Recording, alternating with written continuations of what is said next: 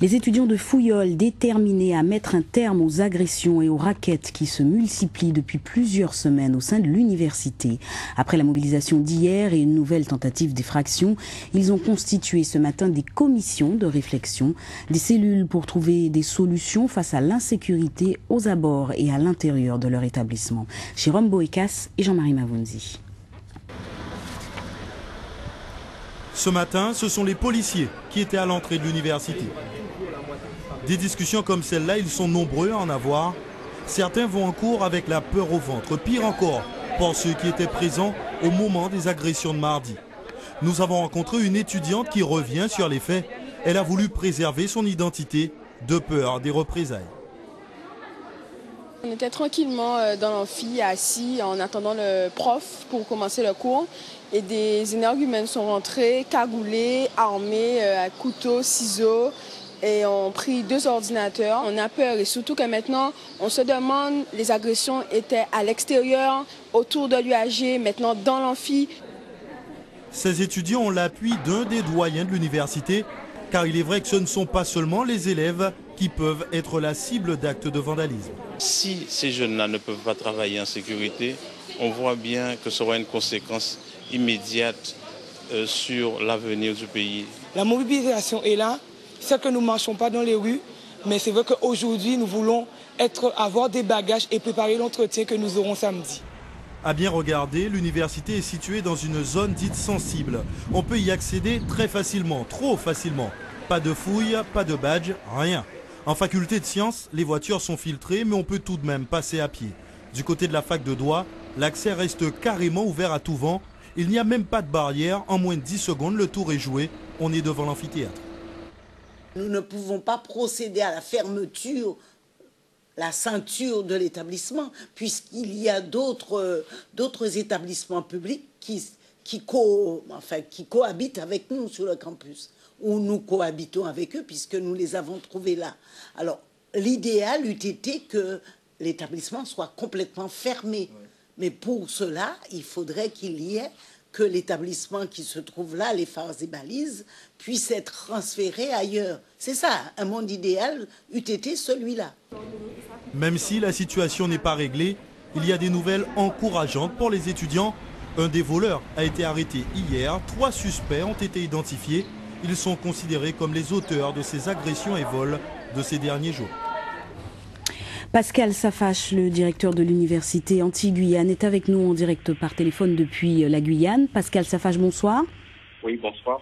Merci de répondre à nos questions. Alors, des étudiants terrorisés face à cette insécurité persistante, la direction qui semble un petit peu démunie face à cela, comment on arrive à une telle situation de crise dans l'université ? Écoutez, cette situation, elle est comment dirais-je, j'ai envie de dire qu'elle perdure depuis longtemps. Ça fait de nombreuses années, en effet, que le problème d'insécurité existe. Et c'est vrai que moi, nous y sommes confrontés de plus en plus fréquemment. Alors, j'avoue que je ne m'explique pas pourquoi il y a une telle recrudescence de violence. Néanmoins, c'est un dossier que nous avons quand même pris à bras-le-corps dans la mesure où nous avons signé au mois de mai avec les autorités préfectorales une convention de façon à ce que les autorités de police, je veux dire les forces de police puissent intervenir à tout moment sur le campus. Ce qui d'ailleurs, à l'époque, lorsque j'avais signé cette convention, n'avait pas plu à tout le monde. Et bon, nous avions pris nos responsabilités en estimant que c'était le seul moyen de faire respecter l'ordre. Bon, le problème, c'est que la BAC passe en effet régulièrement dans les allées de notre campus, mais visiblement, ce n'est pas suffisant puisque ces forces de l'ordre passent généralement à heure fixe, ou en tout cas à des heures qui ne sont pas peut-être celles qui sont les bonnes, et donc l'insécurité perdure. Nous avons recruté aussi un chargé de mission sur les questions de sécurité, qui est un ancien commandant de police qui est donc doctorant chez nous, qui donc rencontre souvent les jeunes, discute avec eux et leur prodigue un certain nombre de conseils. Et là encore, ça ne s'avère pas suffisant. La véritable chose qu'il faudrait faire, c'est ceinturer véritablement, je dirais, l'enceinte universitaire. Alors justement, est-ce que c'est possible, Monsieur Safache, de ceinturer cette enceinte en fait, et d'avoir un accès, j'ai envie de dire, surveillé à tous les niveaux sur la structure de Fouillol ? Écoutez, techniquement, bien évidemment, c'est possible. Le problème, c'est qu'il faut avoir les moyens pour le faire. Financièrement, l'université, là, n'est pas en mesure, aujourd'hui, de ceinturer l'ensemble de son campus. Et c'est la raison pour laquelle ce matin, j'étais en discussion avec le ministère de l'Enseignement supérieur et de la Recherche. Et j'ai demandé aussi aux parlementaires guadeloupéens de bien vouloir, relayer donc mon propos auprès donc de nos instances de tutelle et auprès, donc des autorités supérieures, de façon à ce que les moyens soient mis à notre disposition pour que nous puissions, dans les meilleurs délais, ceinturer, l'ensemble de l'ancêtre universitaire. Alors une rencontre est prévue samedi avec les membres de la sous-préfecture. Où ira votre priorité pour peut-être agir de façon plus concrète et plus efficace dans l'immédiat, en attendant qu'il y ait des fonds, si fonds il y a? Écoutez, de façon très concrète, ce qu'il faudrait, c'est que, nos partenaires naturels, comme le Conseil régional, par exemple, qui est un de nos soutiens et qui est un soutien qui est ferme, que par exemple que le Conseil régional puisse nous aider, même ponctuellement, à recruter donc un certain nombre de vigiles de façon à assurer la sécurité du site.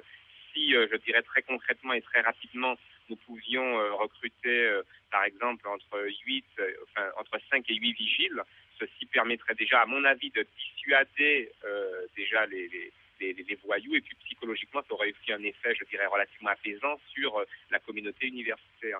Donc moi je compte beaucoup sur le fait que nos partenaires puissent nous aider, ça c'est un point. Puis deuxièmement, je crois que les échanges que nous aurons aussi avec les autorités préfectorales devraient être constructifs et permettre peut-être un petit peu plus de rondes policières ou des rondes, beaucoup plus aléatoires, ou ce qu'il s'avère peut-être nécessaire de faire, c'est-à-dire des opérations coup de poing à des moments que nous choisirons ensemble, de façon à fouiller par exemple tous les usagers et à récupérer à la fois des armes de poing et à contrôler les identités. Très bien, merci beaucoup Monsieur Safache d'avoir répondu à nos questions. Je rappelle que vous êtes en Guyane et que nous étions en direct par téléphone. Merci beaucoup.